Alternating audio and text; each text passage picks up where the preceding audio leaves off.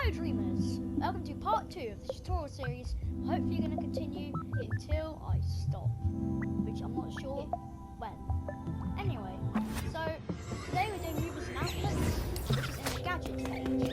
Let me show you what they are. If you want to continue making your level, stream shaping, and you should find them over here. Ignore all of these other levels because these aren't what you may see. All you'll see is nothing apart from one level, which should be the newest level, no matter what you named it and saved it. Now you're gonna tap it with X, but I didn't save mine, so I'm gonna tap the element and C. Now here we are. If I tap the gadgets page and I go to movers and output, here's what I'm talking about. All of these are pieces of tech which are movers and outputs. Either they're movers, such as mover, advanced movers, stuff that basically move like followers and rotators, stuff like that, and also stuff such that have outputs, such as destroyers, health managers, health modifiers, text display, text dialogue text displayer, and subtitle displayer, number displayer, and rumbler. What I'm going to do is go over all of them in 1 minute, since I don't want this video too long, and there's also a lot of stuff in it. So here we go. What this does is damps your character, means it stays in place and it's harder to stick. And also it does it so it can stay in its rotation. For an example, if an object was pushable, you want it to stay in its position and not move. The gyroscope is the perfect thing to stop it from moving around. Anyway, so if I attach it,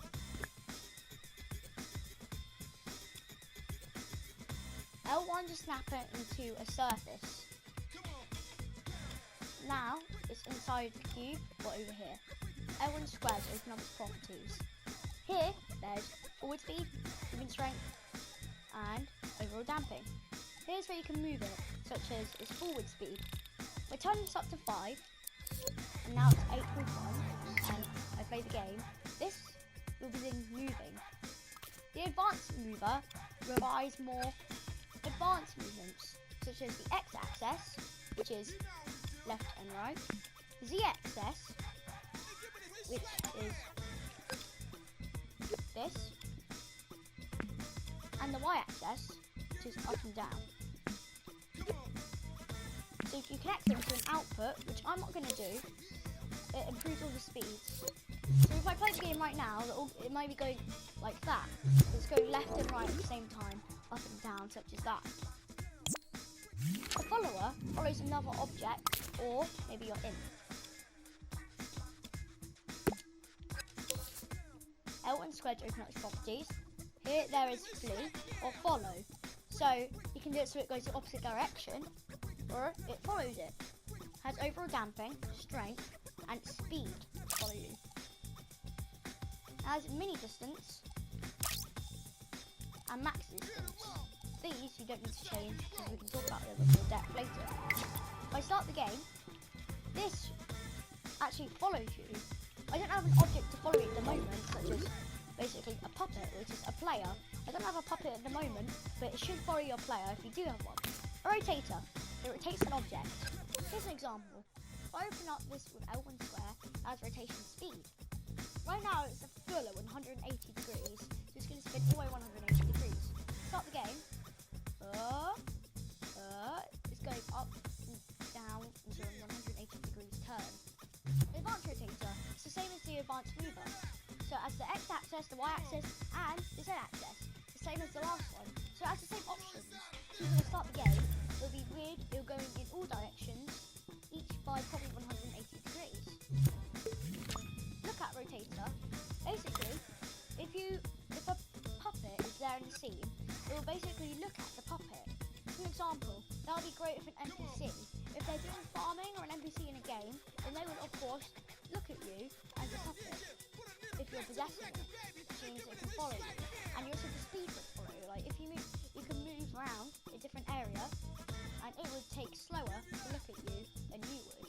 And that will be affected with the speed here. You can also edit like this, so you can attach it to stuff. So you can do it so it edits speed to an object. Rocket rotator. It's basically used for projectiles. That's what it says on the description. If you want more detail, we'll make a separate video towards it. So there's rotation speed, pretty simple.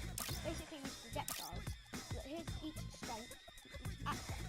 So, for example, if you wanted for the x-axis to have more control, left and right, on that to have more control, you would obviously turn that one more up compared to the y-axis. It went up and down. That would be jiggling, and it won't be as damping and strength as it should be compared to the x-axis. A teleporter. Basically, move as it says in the description, except it teleports you to a certain area. L1 square to open it up. So basically, it will transport you to a tag. This is why it has match target position and target orientation, so it can affect the rotation of the object teleporting to. So if you're teleporting to a puppet, then it needs a tag in it. And it can match the target's position, so it will teleport to it, or it will match your rotation. So if the figure is upside down, then the brick / block is upside down too. Force applier, as you can see from the wind, basically going to affect it and push it. This is great for using a push system in the game. If you walk into something, it will push it out of the way. Pretty simple and it's pretty cool. Here's some of the options. Force applier. Here is a radius you can push it from. You can easily edit this in this zone trigger. There's different shapes you can use, such as cube, cylinder, cone, and echelon. And also there's a scene, which this one is a certain scene. This one cannot be edited and you get to go on it. Anyway, so you can edit the shape. I mostly use a square because that one will be the most easiest. And if you touch it, it can basically be detected by hidden or not pliable, and it will add a force. So basically force strength, so it can push it, go in it. And force strength, speed on strokes. Basically, this is basically how fast it pushes out the way. An emitter. This is used to emit multiple of the object. L1 square to open it up. Here you go. Emit speed. Now, to do this, you just attach this object to emit, and select this. This object will now emit. Here's how fast it emits. If you don't know what it means by emit, it clones it outside of an object. The emit speed is 5. I'm not going to change any of the settings, but here they are.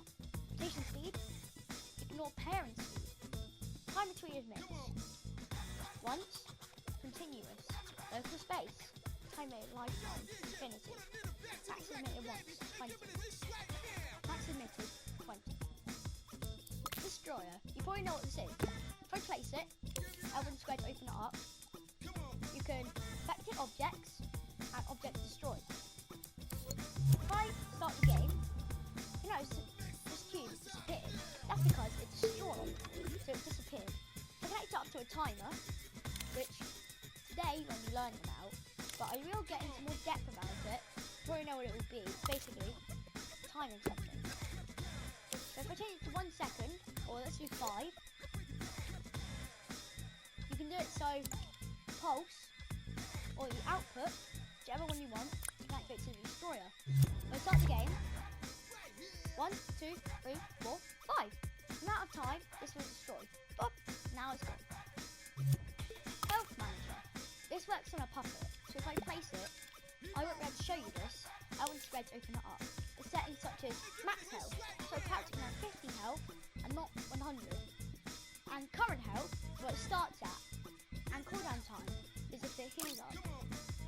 Health modifier, you probably know what it does. It modifies it minus an amount, such as 100. So you can add an enemy connected to a zone, you'll learn about more soon. Text displayer. This is basically putting text on the screen. To enter text such as maybe Drem, it shows like this. And this will show in the game if I start it. Drem. This is good for dialogue scenes, which you can show from amount of times and timers. Dialogue text displayer.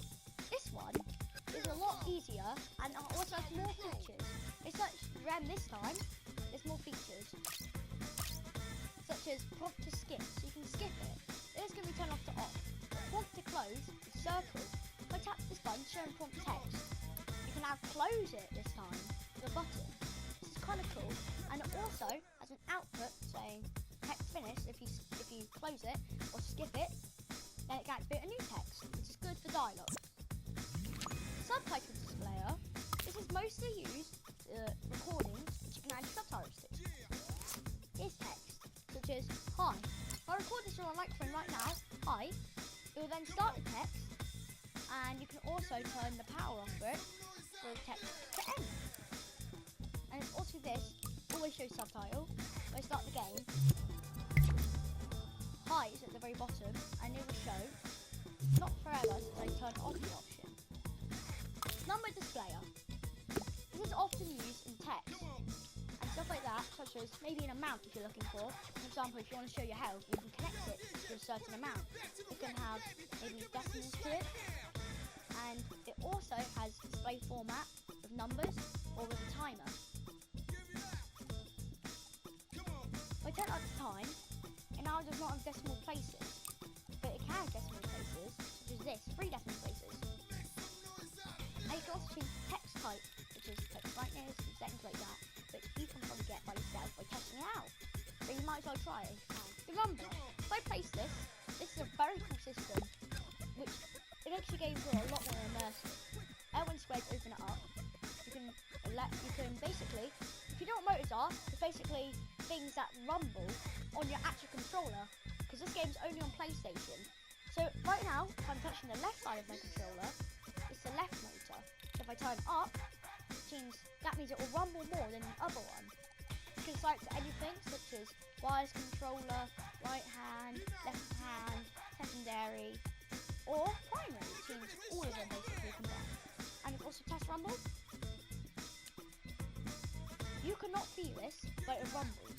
So if you can, try this out in your actual game and see what it feels like. It's very relaxing actually. So if I start the game, right now the controller's rumbling. There's no way to show you this, because I can't rumble the controller myself. But it rumbles, which is really cool. You can't hear it though. There is all features and section gadgets, moves and outputs.